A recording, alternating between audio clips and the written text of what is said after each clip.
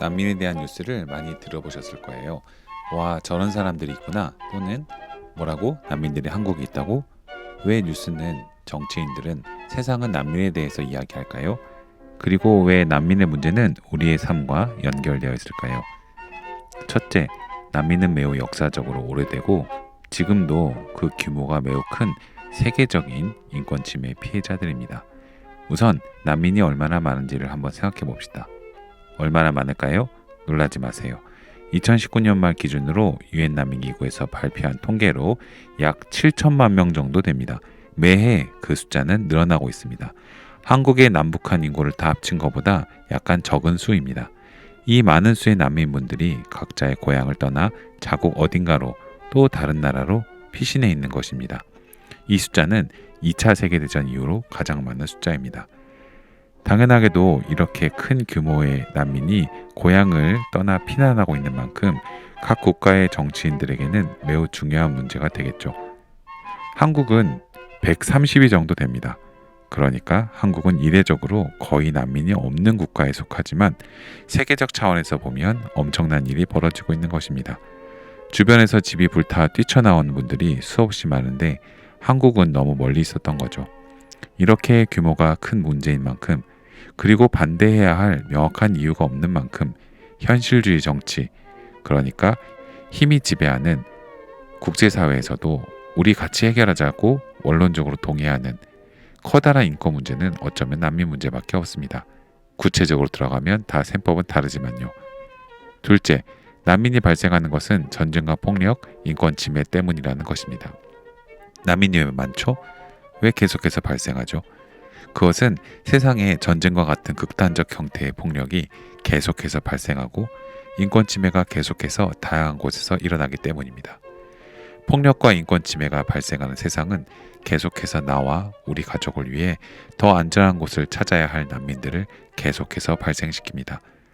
그래서 난민의 문제는 곧 전쟁과 인권 침해의 문제의 동전의 뒷면과 다름없습니다. 전쟁이 발생하면 고향을 떠나고 인접 국가로 피난을 가게 됩니다. 독재 정권에 의한 인권 침해가 발생하면 정권에 대항하던 사람들이 더 안전히 활동할 곳을 찾아 피난을 가게 됩니다. 극심한 차별이 만연한 곳에서 생존이 불가능하면 당연히 다른 곳으로 피난을 가게 됩니다. 전쟁과 폭력, 그리고 인권 침해, 이 문제는 한국에 살고 있는 우리 모두에게도 연결되어 있는 문제입니다. 전쟁과 폭력, 그리고 인권 침해가 나쁘다고 여기고 반대하게 된다면 이로 인해 피신하는 난민들의 문제에 귀를 기울일 수밖에 없습니다.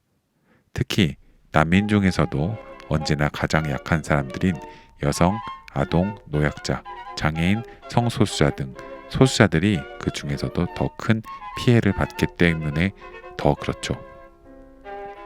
셋째, 난민은 구체적인 얼굴을 가진 사람들이라는 것입니다. 난민은 단지 전쟁, 인권 침해라는 큰 이슈의 뒷면만이 아닙니다. 그렇게 발생하는 피해자들인 난민들은 구체적인 얼굴을 가진 사람들입니다. 난민은 우리와 같은 삶의 이야기와 웃음, 즐거운 기억들, 행복한 가정들, 소중한 꿈을 가진 존재입니다. 한 난민의 이야기를 들려드릴게요. A라는 난민의 이야기입니다.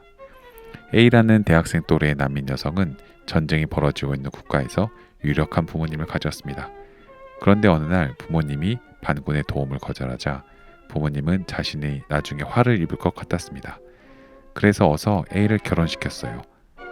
전쟁터에서 만약 자신이 잘못되면 딸이 어떻게 될지 알 수 없었기 때문입니다. 어느 날 얼마 지나지 않아 군인들이 실제로 쳐들어왔고 부모님은 A를 어서 숨으라고 하였습니다. 창고에 숨어서는 A는 부모님 두 분이 총에 맞아 돌아가시는 것을 숨죽여 지켜보아야만 했습니다. A는 이후 부모님의 시신을 홀로 후습하고 자신을 찾는 반군을 피해 해외로 피신해서 한국까지 찾아왔습니다. A는 임신한 상태였지만 남편과는 해외로 피난하는 과정에서 떨어졌어요. 돌아가면 죽거나 위협이 당할 것이 분명합니다. 부모를 잃고 꿈도 미래도 잃고 남편과도 떨어진 상태에서 홀로 떨어져 한국에서 얼마 전 출산한 아이를 키우고 살고 있습니다. 보복을 당할 대상이자 전쟁에서 여성이란 집단으로 위험을 겪게 됩니다. 만약 여러분이 전혀 알 수 없는 나라에 떨어져 지금 A씨와 같이 이런 불안정한 상황에 놓여 있다면요. 넷째, A와 같은 난민들은 우리들 곁에 이미 같이 살고 있는데 매우 어렵고 심각한 인권 침해를 한국에서도 경험하고 살고 있다는 것입니다. 고도로 빨리 성장한 한국 사회는 개인의 인권에 큰 관심을 두지 못했습니다. 누군가의 자발적, 비자발적 희생 또는 그러한 착취를 딛고 더 한 걸음씩 나아갔던, 그래서 다수를 위해서 소수가 희생하자는 논리가 작동하고 권리를 이야기하기보다는 참고 견디는 것이 미덕이라고 하는 사회. 그러나 그 속에서 이미 구조화된 불평등과 인권 침해가 점차 벗어날 수 없도록 공고해지고 있는 사회입니다. 그런 사회에서 난민들이 잘 살 수 있을까요? 난민들의 삶은 어렵습니다. 한국 사회의 언어, 문화, 관계 다 단절된 상태에서 살아가야 하는 것뿐 아니라 언제든 구금되고 추방되고 쫓겨나 박해를 받을 수 있는 상황에 놓여 있습니다. 출입국 당국에서 난민들의 이야기를 귀 기울여 듣거나 존중하지 않아 돌아가면 박해가 위험한 사람들이 송환당하고 구금당하고 쫓겨나고 일터에서 저임금으로 착취당하는 일이 생깁니다. 여러분이 같은 상황을 당하신다면요? 어쩔 수 없는 걸까요? 아닙니다. 그래서는 안 됩니다. 여러분이 살아가며 당하는 부당한 일들이 결코 당연히 감내해야 하는 것이 아니고 부당한 것은 바꿔야 하는 것처럼 보다 어려운 인권 침해 속에 놓인 난민들의 부당함 역시 마찬가지로 당연한 것이 아닙니다. 한국에서도 할퀴어지고 인권 침해를 당하는 난민들 곁에 서서 존엄한 얼굴을 지켜줄 깨어있는 양심과 정직한 연대가 필요합니다.